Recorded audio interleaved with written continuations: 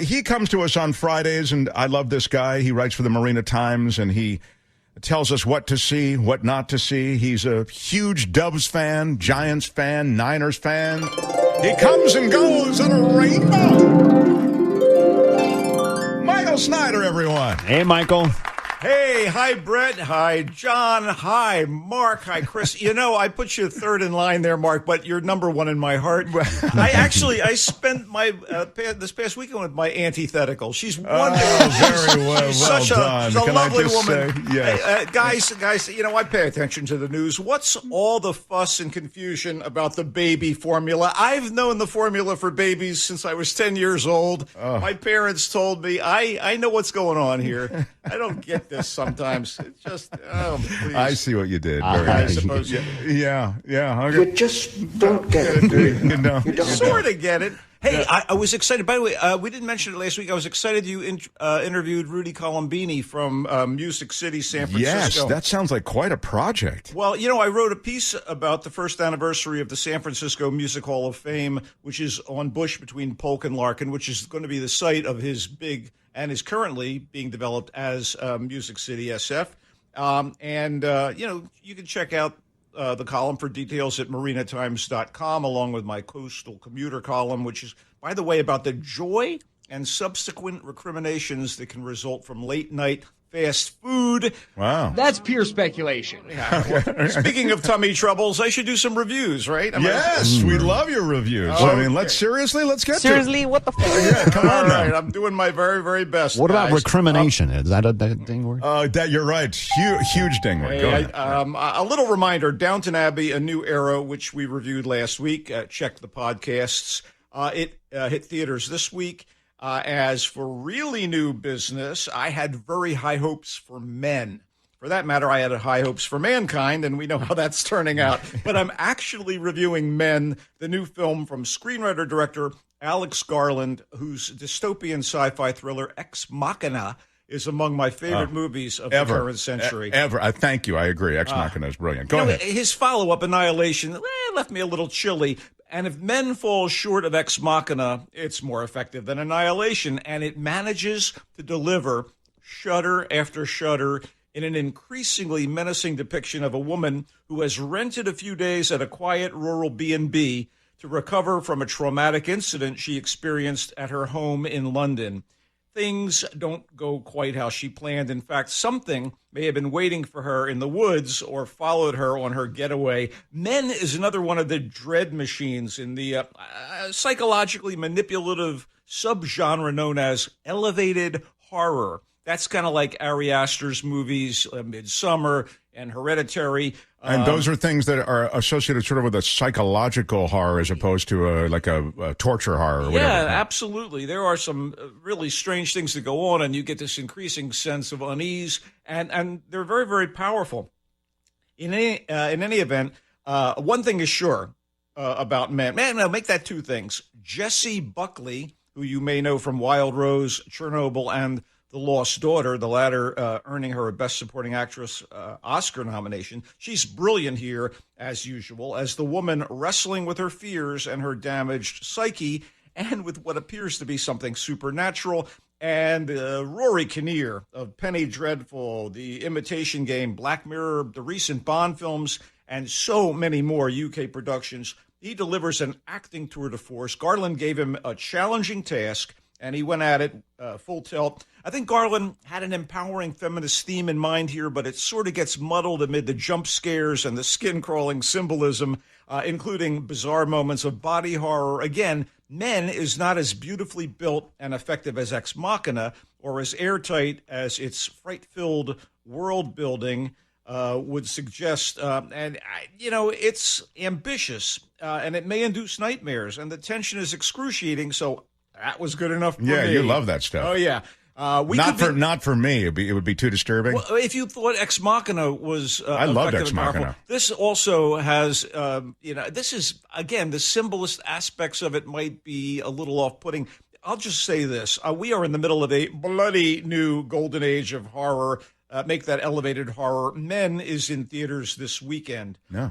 Emergency is a Can I ask you a question? What's body horror? You said it's got body horror. Do you know who David Cronenberg is, the director? Yeah, of course, yeah. Do you know the crazy, grisly things that have happened? And I don't want to spoil anything for anyone in say, Scanners and Videodrome, where people's bodies seem distorted. Or Right, okay. So there's that, you're saying, that sort of thing. That's called body horror? There are things that happen here in the realm of body horror. Okay, go ahead. I'm sorry, I just didn't know But what it was. it's not grisly, per se. It's just like, Disturbing, yeah, okay. It's like if Salvador Dali had too much to eat one night, didn't take Alka-Seltzer, and had a horrible, horrible dream. Wow. That's pure speculation. Yeah. Emergency is a canny and potent blend of collegiate hijinks and social commentary that doesn't flinch when addressing the issue of ongoing racism in modern-day America. So get this. A pair of black seniors at a college, Quinley, who's a studious grind with grad school aspirations, and Sean, who's kind of a slacker and stoner, they're ready to hit a bunch of campus parties to kick off spring break,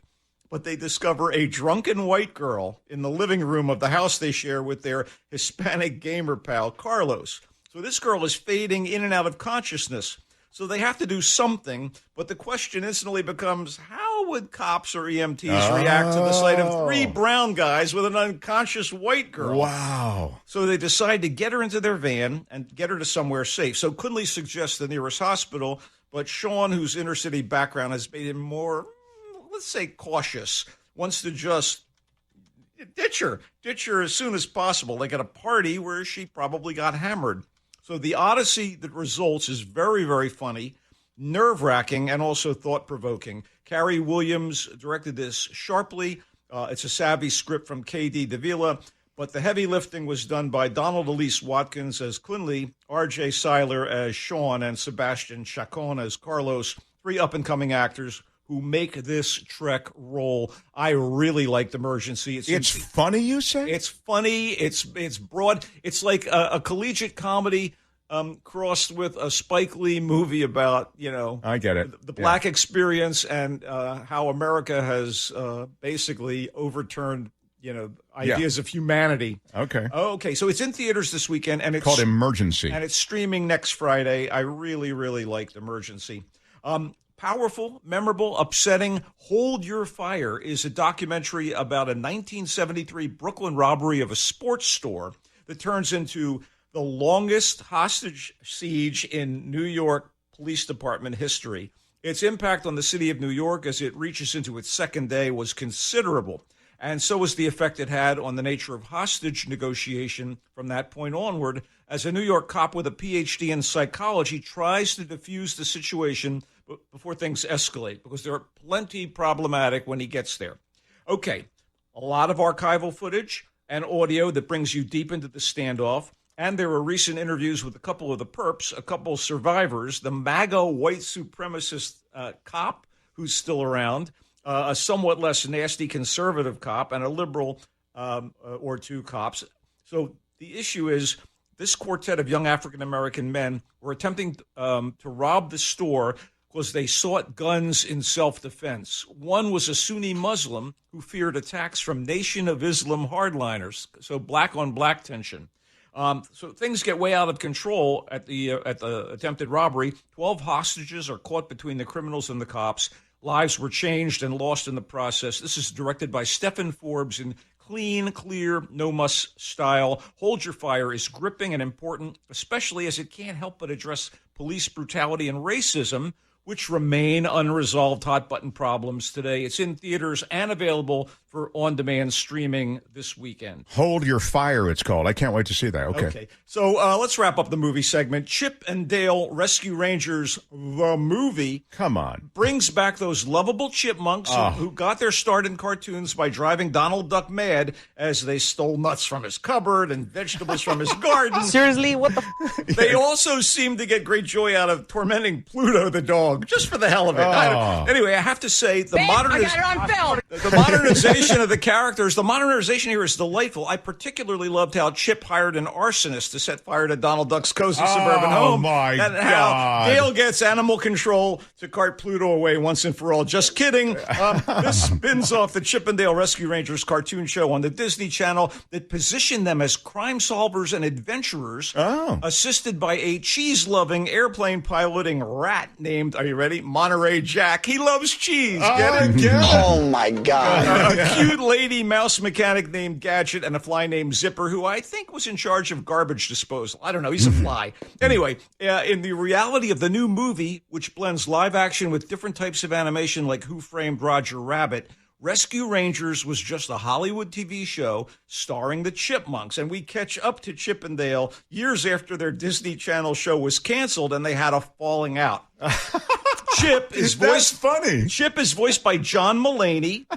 Chip is a lonely insurance adjuster working in a mixed office of humans and cartoons. I love that. Dale, voiced by Andy Samberg, is still trying to get acting roles, but mostly works the Comic-Con nostalgia circuit, selling Rescue Rangers merch and signing autographs, although the fans are few. When a friend who owes a mobster a load of money goes missing, Dale convinces Chip to return to the fold, reteam, and really rescue someone in danger. This is in part the work of former SNL guys in the Lonely Island comedy team, including Samberg, who, like I said, voices Dale, and director Akiva Schaffer, and it is meta. There are inside showbiz jokes, many familiar cartoon characters and other IP in the mix, cameos galore, Seth Rogen and Paul Rudd among them, and many visual gags that speed by so fast that I was glad I could stop and rewind the screener I watched. It may be a little too clever and hip for its own good, but Chip and Dale Rescue Rangers is lively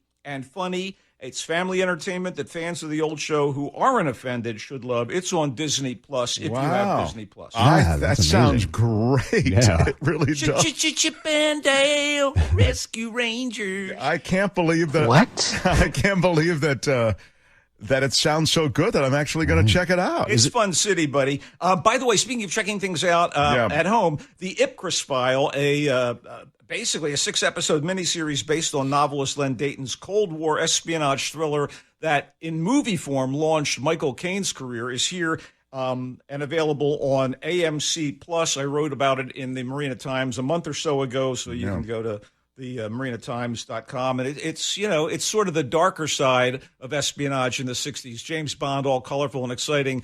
Here, Harry Palmer's sort of an ex-black marketeer who's drawn into MI6 against his will, played by Joe Cole from Peaky Blinders. I really enjoyed it, and I must tell you. It's called the Ipcris File, yeah? It is. You must say what? The Kids in the Hall revival on Amazon Prime Video, despite their on-screen protests to the contrary, they have not lost a step. The episodes I watched are up-to-date, smart, yet old-school funny from the Canadian comedy troupe. I laughed out loud a number of times each episode, and that's a hell of an endorsement coming from cynical me. And finally, we want to tell people the Kat Robichaux and her Misfit Cabaret variety extravaganza is back at the Alcazar Theater on Geary tonight and tomorrow, and next Sunday, and Saturday and Sunday nights, 8 to 10 p.m. She's a golden-throated singer, a goofy comedian, a charming hostess, and Misfit Cabaret changes from season to season. And this time it's summer camp, which I guess would emphasize camp as far as sketches. And it also features Kat's bracing, soulful, witty original songs, a great band, acrobats, burlesque performers, and drag queens. Misfit Cabaret starting up this weekend again at the Alcazar. You're down to 5% battery. I know. I can't even review the films, but review your reviews. But I was just going to say, essentially, Men, you loved it or liked it. Emergency, the racism, college students. Loved it, yeah. Loved it. Hold Your Fire, the Brooklyn doc, about the sports store. Hold Up. And yeah, really, really powerful, and you really like that. Chip and Dale, Rescue Rangers, you love that. Ipcris File, Kids in the Hall, Misfit Cabaret, so much. You read the rest of it in the Marina Times. It comes and goes on a rainbow. Go Dubs! Go Warriors! Bye, Michael! See you, Michael. Yeah.